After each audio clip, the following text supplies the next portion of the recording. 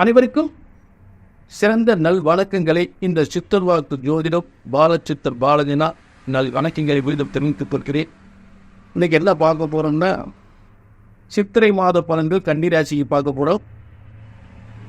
அதற்கு முன்னதாக ஒவ்வொரு குடும்பத்திலும் என்ன வேதனைங்க, எதுக்கு ஜாதகத்துக்கு வருஷக்கார ஆலய கல்யாணம் முடியலுங்க, கல்யாணம் முடியல, பொம்பளை பிள்ளை கல்யாணம் 7 வருஷமா மாப்பிள்ளை பார்த்துட முடியல, பையனுக்கு வேலை கிடைக்க மாட்டேங்குது, நல்லா படிச்சிருக்கான் வேலை இல்லை, அரசாங்க வேலை முயற்சி பண்ணுறான், தனியார் துறைக்கு முயற்சி பண்ணுறான், வேலை கிடைக்க.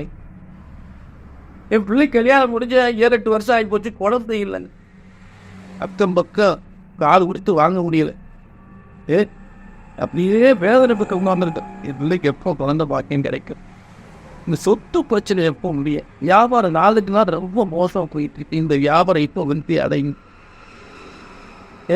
இதெல்லாம் அதை விட பாருங்க, பிள்ளைகள் வந்து காதல் பிரச்சனை, இந்த காதல் பிரச்சனை, இந்த பிள்ளை காதல் பிரச்சனை என்னைக்கு நல்ல வாழ்க்கை அமை, அதில் மாட்டிட்டு முடிச்சு பையனும் காதல் பிரச்சனை மாட்டிட்டு இருக்கேன். இப்படிப்பட்ட வேதனையான பிரச்சனைகள் இந்த குடும்பத்தில் நல்ல நடக்கணும். நாங்கள் பார்க்காத இடம் பாக்கி கிடையாது, போகாத கோயில் செய்யாத பரிசாரம் ஒன்றுமே நல்லது நடக்க மாட்டேங்குது. இப்படிப்பட்ட வேதனையோடு இருக்கக்கூடிய உங்களுக்கு நான் என்ன உறுதி உத்தரவாதம், எந்த பிரச்சனையா நல்ல கிடைக்கும். ஒரு ஜோதிடத்தின் பலன் சொன்னது நடக்கவில்லை என்றால் ஒன்று உங்கள் ஜாதகம் தவறாக இருக்க வேண்டும், இல்லை என்றால் ஜோதிடர் நான் தவறாக இருக்க வேண்டும். அந்த தவறு வரவே கூடாது. இவரை பார்த்த உணவே நடக்கலைங்க அப்படி வந்துடக்கூடாது. அவரை பார்த்து அவர் சொன்னது அப்படியே நடந்துச்சு, நாங்கள் ரொம்ப சந்தோஷமா மகிழ்ச்சியாக இருக்கோம். இன்னைக்கு எல்லா பிரச்சனையும் முடிஞ்சு நல்லபடியாக நடந்து எல்லா பிரச்சனையும் தீர்ந்துச்சு, நாங்கள் நல்லா இருக்கோம்னு சொல்லணும். புரிஞ்சுட்டீங்களா? சரி, இப்போ கன்னிராசி பலனுக்கு போவோம். கன்னிராசியுடைய கிரக அமைப்புகள், சித்திரை மாதம் சன்னி ராசியுடைய கிரக அமைப்புகளை பார்ப்போம். கன்னிராசியிலே கேது, கன்னிராசிக்கு 6ஆம் இடத்தில் செவ்வாய் சனி, கன்னிராசிக்கு 7ஆம் இடத்தில் புதன் சுக்கிரன் ராகு, கன்னிராசிக்கு 8ஆம் இடத்தில் சூரியன் குரு. முதல்ல கன்னிராசிக்கு 2ஆம் அதிபதி 7ஆம் இடத்தில் இருக்கக்கூடியது மிகப்பெரிய திருமண யோகம், வெளிநாட்டு யோகம் என்று சொல்லக்கூடியது ஆணித்தரமாக நடக்கும். 12ஆம் அதிபதி வந்து 8ல் இருக்கும்போது விபரீத ராஜ்யபதி ஏற்படும். சரிங்களா? அதே நேரத்தில் வந்து தொழில் வியாபார விருத்திகள் ரொம்ப சிறப்பாக இருக்கும். அதாவது சனி செவ்வாய் சேர்ந்திருக்கும் போது இப்போ என்னென்ன தேதிகளில் இந்த கிரகங்கள் வலிமை அடையுது, அதற்குரிய காரியத்தை நீங்கள் ஈடுபட்டு மிகப்பெரிய வெற்றி அடையலாம். முதல்ல வந்து சூரியன், உங்களுக்கு வந்து சூரியன் வலிமை அரசு கிரகம் என்று சொல்ல, அரசாங்க வேலைக்கு முயற்சி பண்ணால் கிடைக்குமா, அல்லது இல்லாட்டி ஏதாவது வியாபாரங்கள் விருத்தி அடையுமா அப்படின்னு சொல்லக்கூடிய, ஏதாவது கடன் பிரச்சனை தீருமா அப்படின்னு சொல்லக்கூடிய கிரக அமைப்பு தான் சூரியன் இருக்கக்கூடிய இடம். அப்போ சூரியன் வந்து உச்ச வர்க்கோதம் பெறுகின்ற 14/4/2024 முதல் 17/4/2024 முறை ஒரு சூரியன் வலிமை பெறுகின்ற உச்ச வர்க்கோதம் பெறுகின்ற காலங்கள். அதே சூரியன் வந்து பரணி ஒன்றில் ஆட்சி பெறுகின்ற காலம், கடன் நிவர்த்தி, இந்த காலத்தில் நினைச்ச கடனில் நிவர்த்தி அடையும். பரணி 1 சூரியன் ஆட்சி பெறுகின்ற காலங்கள் 27/4/2024 முதல் 30/4/2024 வரை.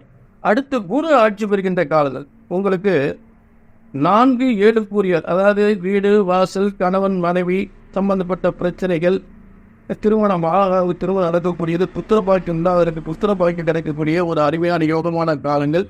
இந்த குரு ஆட்சி பெறுகின்ற காலங்கள் எங்கே உங்களுக்கு 4ஆம் இடத்து வீடு வாசல், சொத்துக்கள், கணவன் மனைவி சந்தோஷம், மகிழ்ச்சியாக வாகன யோகங்கள், அரசாங்க வேலை முயற்சி, இதெல்லாம் வெற்றி பெறக்கூடிய காலங்கள். அந்த தேதியை சொல்கிறேன். 17/4/2024 முதல் 1/5/2024 வரை குரு உங்களுக்கு 4ஆம் இடத்தில் ஆட்சி பெறுகின்ற அருமையான காலங்கள். எனக்கு அம்ச பலன்கள் ராசிக்கு எடுத்து போகாதீங்க, நான் வந்து அம்ச பலன் சொல்லிக்கிட்டு இருக்கேன். சரிங்களா? எல்லாரும் நான் உங்களுக்கு தெளிவாக சொல்லிக்கிறேன். அடுத்து செவ்வாய் உங்களுக்கு கன்னிராசிக்கு 3-8 செவ்வாய் வந்து பூமி, வீடு, வாசல்கள், கொடுக்கல் வாங்கல் சம்பந்தப்பட்ட பிரச்சனைகளை வெற்றி அடையக்கூடிய காலங்களாக காவல்துறை, இராணுவம், இது போன்ற உத்தியோகங்களை முயற்சி பண்ணி வெற்றி பெறக்கூடிய காலங்கள். பூமிகாரர்கள் என்று சொல்லக்கூடிய செவ்வாய் வலிமை பெறுகின்ற காலங்கள் சித்திரை 26 முதல் சித்திரை 30 வரை, 9/5/2024 முதல் 12/5/2024 வரை. புரிஞ்சுட்டீங்களா? அடுத்து வந்து கன்னி ராசிக்கு அதிபதியும் 10ஆம் அதிபதியும் நிச்சயமாக ஒரு உத்தியோகத்தை, ஒரு தொழில் உத்தியோகத்தையும், ஒரு வியாபாரத்தையும், ஏன்னா புதன் வியாபாரத்துக்குரிய, உங்கள் ராசிகதி புதன் வியாபாரத்துக்குரிய, அதே அரசாங்க பதவிக்குரிய, அதாவது வாத்தியார் வேலை. வாத்தியார் வேலைக்கெல்லாம் முயற்சி பண்ணி நிச்சயமாக கிடைக்கும். அது பார்த்து அந்த தேதி சொல்கிறேன். ஏற்கனவே கன்னிராசிக்கு நிறைய வாத்தியார் வேலை இருப்பாங்க, அவங்களுக்குலாம் ப்ரமோஷன் கிடைக்கும். இல்லாட்டி அரசாங்க வேலை, வாத்தியார் வேலை கிடைக்கும். 11/5/2024 முதல் 13/5/2024 வரை. புரிஞ்சுட்டீங்களா? 11/5/2024 முதல் 13/5/2024 வரை புதன் வியாபாரத்துக்குரியவன், உங்களுடைய அரசாங்க ஆசிரியர் பணிக்குரியவன், கல்லூரி, அதே பள்ளி கல்லூரி உத்தியோகத்துக்காக முயற்சி பண்ண நிச்சயமாக கிடைக்கும். வியாபார விருத்தி அடை. ஆக இதெல்லாம் சித்திரை மாதத்துடைய சிறப்பு கிரக வலிமை அமைப்புகளை விவரமாக சொல்லியிருக்கேன். இது அந்தந்த காரியத்தை அந்தந்த தேதிகளை முயற்சி பண்ணி மிகப்பெரிய வெற்றி அடையலாம். இப்போ எதுவுமே நடக்கலைங்க எங்களுக்கு, நீங்கள் சொன்னதெல்லாம் தேதிகளில் நாங்கள் முயற்சி பண்ணோம், எதுவுமே நடக்க மாட்டேங்க எங்களுக்கு அப்படின்னு நினைக்கிறவங்க, அவங்க ஜாதகத்தில் மோசமான தசாபுத்திகள், பாப கிரக தசாபுத்திகள் அதை நடந்தால் நான் சொன்ன பலன்கள் தடபட தான் செய்யும். அப்போ என்ன பண்ணுறீங்க? உங்கள் வாழ்க்கையில் ஒரு தெளிவான ஒரு முடிவெடுத்து நல்ல முன்னேற்றம் பெறணும்னு நினச்சிங்கன்னா கீழே நம்பர் இருக்குது, அப்பாயின்மெண்ட் வாங்கிக்கிங்க.